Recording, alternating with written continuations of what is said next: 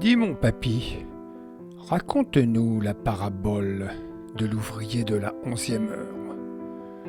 Au risque de vous choquer, mes chéris, cette parabole ressemble étrangement au système de rémunération du travail aujourd'hui dans la société française. Dans une course éperdue à l'égalité républicaine, notre État ressent une nécessité vitale et mortifère à niveler par égalitarisme, qui est l'égalité sans la justice. Elle est extraite de l'Évangile de Jésus-Christ selon saint Emmanuel Macron, chapitre 20, versets 1 à 16.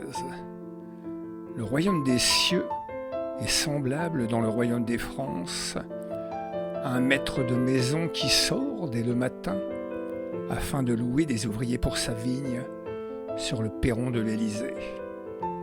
Emmanuel convient avec eux d'un denier par jour et il les envoie à sa vigne.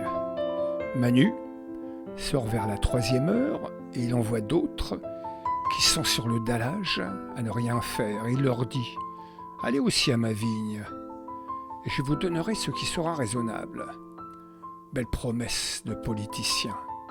Ils y allèrent. Manu sortit de nouveau vers la 6e heure, puis vers la 9e, et il fit de même. Étant sorti vers la 11e heure, il en trouva d'autres qui étaient sur ses marches.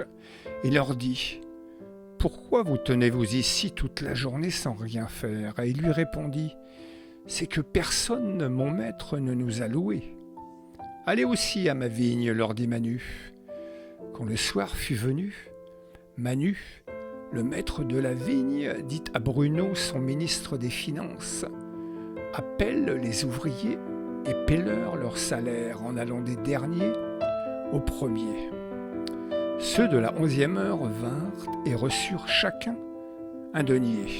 Les premiers vinrent ensuite, croyant recevoir davantage. Mais ils reçurent aussi chacun un denier. En le recevant, ils murmurèrent contre Manu et dirent « Ces derniers n'ont travaillé qu'1 heure et tu les traites à l'égal de nous qui avons supporté la fatigue du jour et la chaleur. » Emmanuel répondit à l'un d'eux, en le prenant dans ses bras, « Mon ami, je ne te fais pas tort. N'es-tu pas convenu avec moi d'un denier ? Prends ce qui te revient et va-t'en. Je veux donner à ce dernier autant qu'à toi. Ne m'est-il pas permis de faire de mon bien ce que je veux, moi l'apôtre du Christ ? Ou vois-tu de mauvais œil que je sois bon ? » Puis il conclut ainsi, « Les derniers seront les premiers, et les premiers seront les derniers. » Cette façon de semer le chaos dans les esprits me permet d'être ainsi toujours le maître des horloges.